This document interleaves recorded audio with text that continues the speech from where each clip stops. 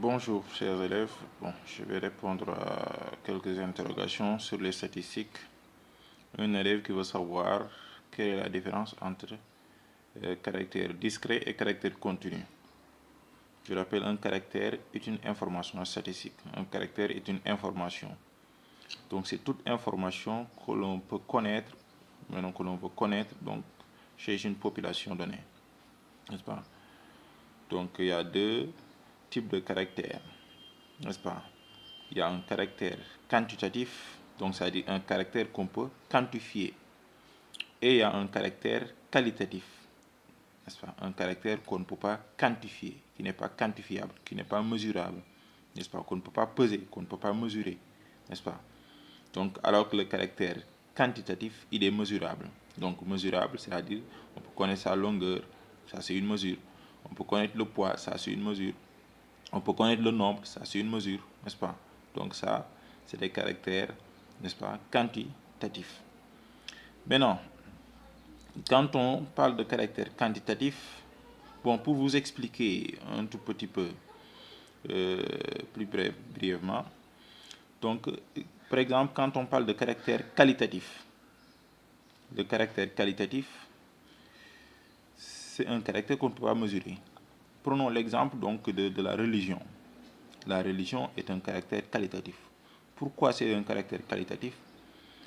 Si je te posais la question entre deux chrétiens, est-ce qu'on peut savoir parmi les deux qui est plus chrétien que qui? N'est-ce pas? La chrétienté, ce n'est pas un caractère qu'on peut mesurer. Soit tu es chrétien ou tu ne l'es pas. Qui est plus musulman que qui? Tu es musulman ou tu ne l'es pas. N'est-ce pas? Voyez. Donc ça, c'est quelque chose qu'on ne peut pas quantifier. N'est-ce pas? Quantifier pour comparer. Dire que tel est plus musulman que tel, non, ça ne se dit pas. Ou tel est plus sérieux que tel, ça ne se dit pas. N'est-ce pas?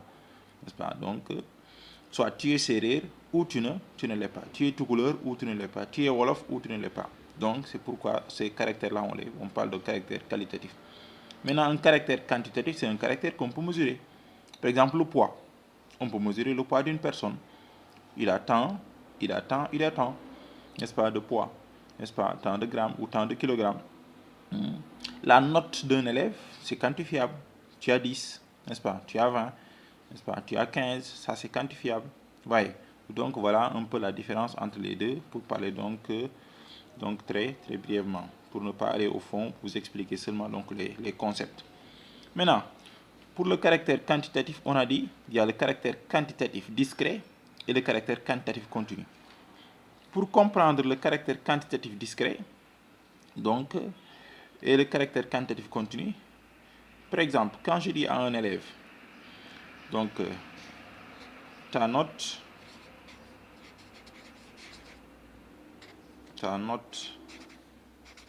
de maths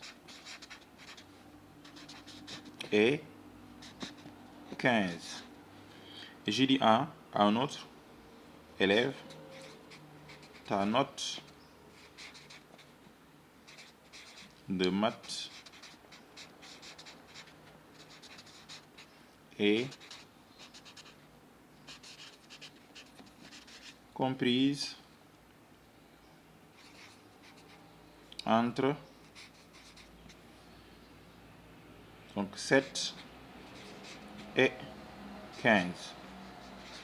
Vous voyez la différence? Ici, ta note est 15. Tu as combien? Tu as 15. Ta note est comprise entre 7 et 15. Tu as combien? Point d'interrogation. Tu peux avoir 7, tu peux avoir 8, tu peux avoir 9, tu peux avoir 10, tu peux avoir 11, tu peux avoir 12, tu peux avoir 13, tu peux avoir 14, tu peux avoir 15. Donc là, quand on dit à un élève tu as 15, c'est plus préférable quand on lui dit tu as une note qui est comprise entre 7 et 15 parce que ça n'a pas réglé le problème. N'est-ce pas? Donc, soit tu as tu peux ne pas avoir la moyenne, comme tu peux avoir la moyenne, et ce n'est pas sûr. Ouais. Donc là, on peut parler de, donc ici, le note, c'est un caractère quantitatif, on peut le quantifier, mais ici, on va parler qu'il est, n'est-ce pas, discret. On connaît sa valeur finie. Alors que là, il est continu, donc c'est-à-dire il sera organisé donc sous forme de classe, sous forme d'intervalle. Ouais, donc ici, ce n'est pas très précis, n'est-ce pas? Donc ici, on connaît la valeur exacte de la note, alors qu'ici, ce n'est pas précis. Donc, Voilà, donc c'est pourquoi les valeurs continues donc, sont sous forme d'intervalle, n'est-ce pas? On les organise sous forme d'intervalle.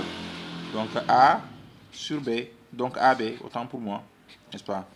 Avec, n'est-ce pas, si X appartient à cette classe-là, X est strictement supérieur à A et inférieur ou égal à, donc est inférieur ou égal à A, est strictement, vous m'excusez, strictement inférieur à B. Donc, et là, ce sont donc les bornes, la borne inférieure et la borne supérieure. Ouais. Donc voilà donc, la différence entre les caractères quantitatifs et caractères quantitatifs continus et caractères quantitatifs discrets. Donc, discret quand tu prends des valeurs finies, n'est-ce pas? C'est 15, c'est 16, c'est 17, ou bien donc ton poids, c'est 20 kg, c'est 100 kg, 300 kg, ainsi de suite. Maintenant, quand on dit que le poids est compris entre temps et temps, ou bien donc la note est comprise entre temps et temps, donc là, on est dans le cas d'un caractère, n'est-ce pas, quantitatif, n'est-ce pas, continu.